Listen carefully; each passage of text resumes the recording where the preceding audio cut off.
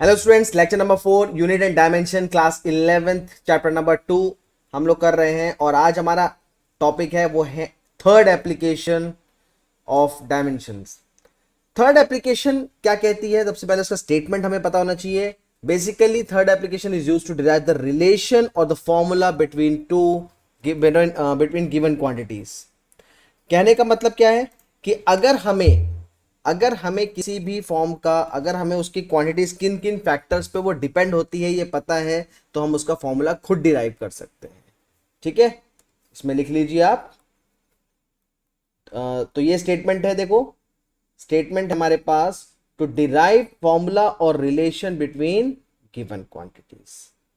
To derive formula और relation between given quantities. ठीक है, so basically we can derive here any expression for the physical quantities if we know its various factors on which it depends।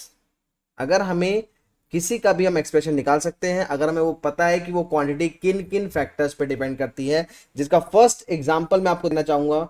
देखो question लिखा हुआ है, consider simple pendulum. ये NCERT question भी है। Consider simple pendulum which depends on a mass, acceleration due to gravity g and the length of a bob. देखो ये question लिखा है,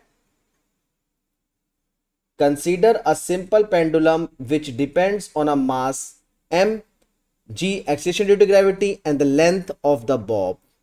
We need to derive an expression using the method of dimension। ठीक है, हमें इसका expression निकालना है using the method of dimension. चलिए निकालते हैं।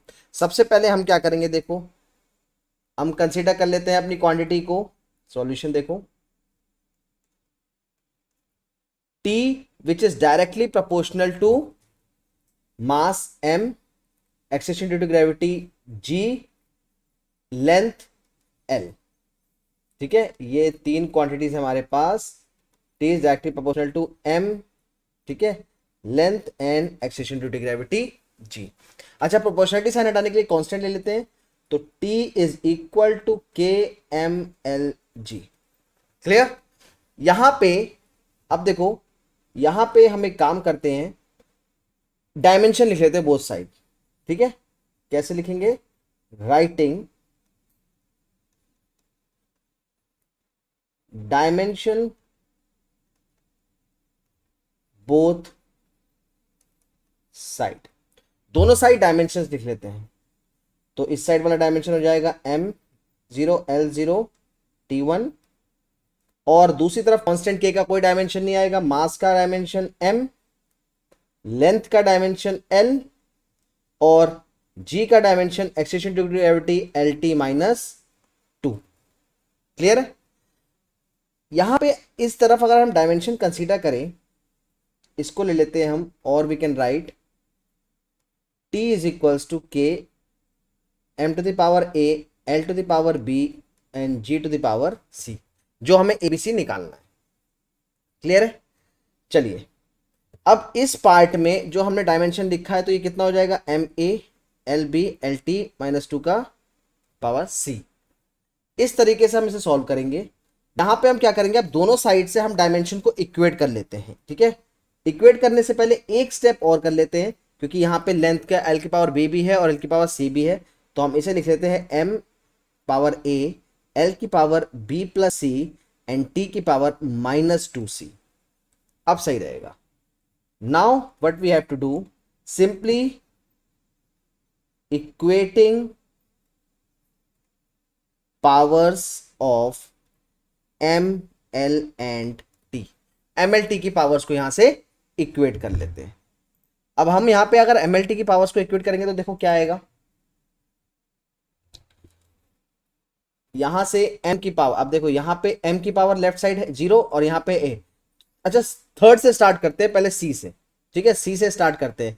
t की पावर उधर 1 है, इधर माइनस 2c है, तो हम यहां पे लिख लेंगे minus 2c is equal to 1। तो यहां से c कितना निकल जाएगा? माइनस 1/2। देखो एक तो पावर ही आ गई। हमने पहले क्या किया, मैं फिर से आपको रिपीट कर रहा हूं, हमने पहले क्या किया, हमने c की पावर को इक्वेट किया है, मतलब t की पावर को इक्वेट किया है दोनों साइड। ठीक है, टाइम की पावर को दोनों साइड इक्वेट करा है।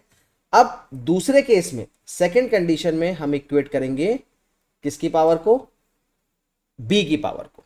अब देखो पीछे से सी साइड से स्टार्ट किया है, तो देखो लेंथ, अब लेंथ की पावर को दोनों साइड इक्वेट कर दो। दोनों साइड से इक्वेट करेंगे, लेफ्ट साइड तो जीरो है, राइट साइड क्या है, बी प्लस सी, तो इक्वेट कर लेते हैं, B plus C is equal to zero. C हम ऑलरेडी निकाल चुके हैं -1/2, तो b equal to minus C आना चाहिए, और c कितना है, माइनस सी के, c क्या है, -1/2। तो बेसिकली b क्या आया हमारा, 1/2, b आया हमारा 1/2। अब लास्ट में हमें निकालना है a कैसे निकालेंगे, अब देखो मास की पावर, यहां पे देखो m0, मास की पावर 0 है, यहाँ पे a है, तो बेसिकली सिंपल डायरेक्ट क्या हो गया, a इज इक्वल्स टू 0। अब हमारे पास a b और c तीनों चीजें आ चुकी हैं, हमारे पास a b और c तीनों चीजें आ चुकी हैं।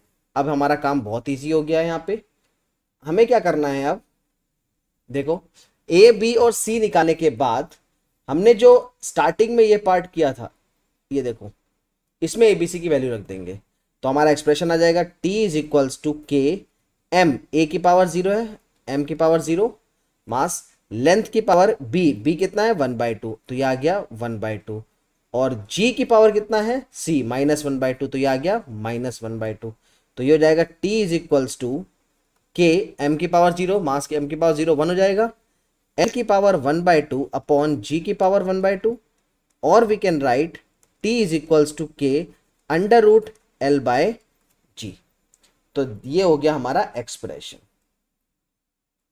ये आ गया हमारा expression for a time period of a simple pendulum, t is equals to के √L/g। ठीक है स्टूडेंट्स, क्लियर है? आप स्क्रीन पे पूरा सॉल्यूशन देख सकते हो, कैसे हमने इसके फैक्टर जिस पे वो डिपेंड था, मास, लेंथ और एक्सेलरेशन ड्यू टू ग्रेविटी, उसके बेसिस पे और डायमेंशन के पार्ट को यूज करके हमने इसका एक्सप्रेशन निकाल दिया। ठीक है, एक पार्ट और कर लेते हैं ताकि आपको थोड़ा सा और क्लियर हो जाए। एक पार्ट इसका और कर लेते हैं, एक क्वेश्चन और है हमारे सामने, ये देखो ये क्वेश्चन है हमारे सामने, derive an expression for the centripetal force acting on a particle of mass m moving with the velocity in a circle of radius r। ये भी बहुत सिंपल सा और बहुत बढ़िया क्वेश्चन है। ठीक है, बेसिक क्वेश्चन है। अभी इसमें डीपीपी मैं आपको डीपीपी सॉल्व कराऊंगा, प्रैक्टिस पेपर सॉल्व कराऊंगा मैं इससे रिलेटेड, यूनिट डायमेंशन से टॉप एक एक क्वेश्चन वाइज, जो हम अब ऑलरेडी लेक्चर हमारा खत्म हो चुके हैं सारे। ठीक है, तो प्रैक्टिस पेपर्स आप प्लेलिस्ट में जाओगे, प्लेलिस्ट में क्लास 11 के चैप्टर 2 के प्लेलिस्ट में जब जाओगे तो पहले तो सारे टॉपिक्स आपके सॉल्यूशन वाइज आएंगे, उसके बाद प्रैक्टिस पेपर सॉल्व करेंगे, important questions which is very important for board as well as for JEE and competition. मतलब क्लास 11 में तो खैर आपका बोर्ड नहीं, होम एग्जाम ही होगा, बट कुछ क्वेश्चंस होंगे उसमें इनिशियल बिल्कुल बेस लेवल से लेके चलेंगे हम एडवांस लेवल तक, जो आपको कंपटीशन में बहुत ज्यादा यूज होने वाले हैं। चलिए क्वेश्चन नंबर 2 हम करते हैं, drive an expression for the centripetal force acting on a particle of mass m moving with the velocity in a circle of radius r। सबसे पहले जो सेंट्रीपिटल फोर्स है वो किन किन फैक्टर्स पे डिपेंड करेगी, इसको लिख लेते हैं। देखो सेंट्रीपिटल फोर्स हमारी किन किन फैक्टर्स पे डिपेंड कर रही है, आप यहां पे ध्यान से देखो। F is directly proportional to, पहला फैक्टर है हमारे पास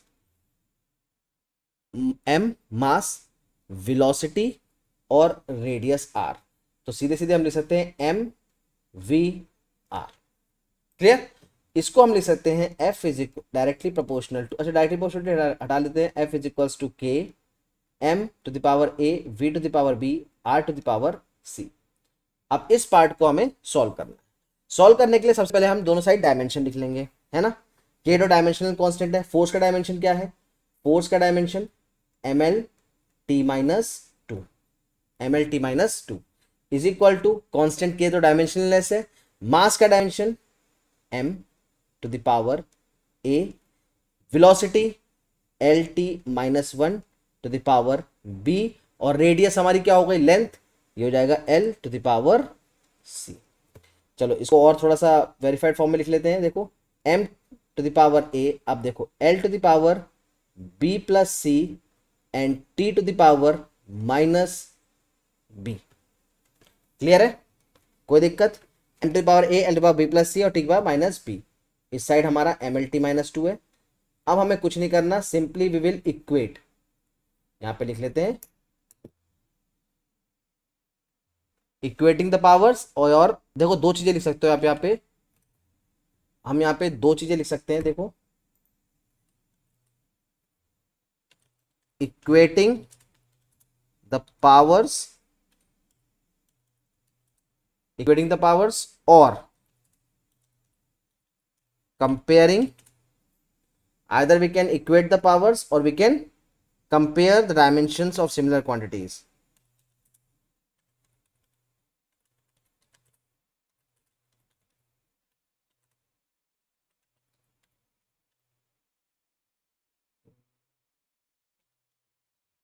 ठीक है, ये दोनों पार्ट हम यूज कर सकते हैं यहाँ पे। क्लियर? अब यहाँ पे ये मैं आपको बता रहा हूँ कि आप दोनों में से कोई भी चीज यहाँ पे लिख सकते हो, कोई इशू नहीं है। तो ये हो गया हमारा, देखो मास। अब मास के केस में इधर पावर 1 है, इधर पावर 1 है, एल भी 1 है, एम भी 1 है, और इधर कितना है, देखो m की पावर 1, l की पावर 1, t-2 है, इधर m के। तो यहाँ से सीधे सीधे हमारा a कितना आ गया, देखो a आ गया हमारा 1। ये तो हो गया हमारा पहला पार्ट। ठीक है, अब दूसरा पार्ट करते हैं। देखो दूसरे पार्ट में क्या करना है, लेंथ।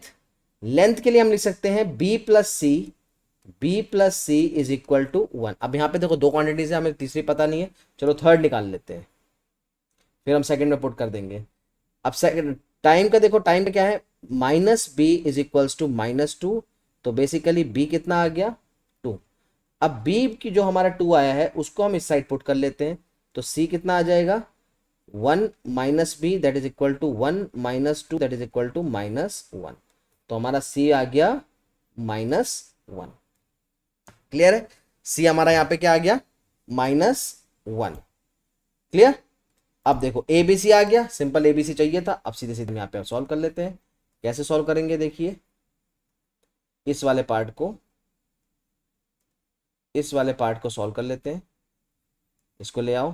तो f is directly proportional, sorry f is equals to k m to the power a कितना है 1, v टू द पावर कितना है b कितना है 2, एंड r to the power c कितना है -1।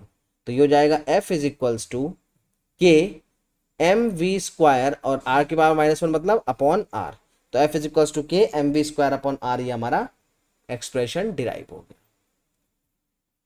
ठीक है, तो ये कुछ दो क्वेश्चंस थे, और भी क्वेश्चंस आप प्रैक्टिस करोगे, हम डीपीपी में प्रैक्टिस पेपर्स में इसको सॉल्व करेंगे। मिलते हैं नेक्स्ट लेक्चर में। Thank you.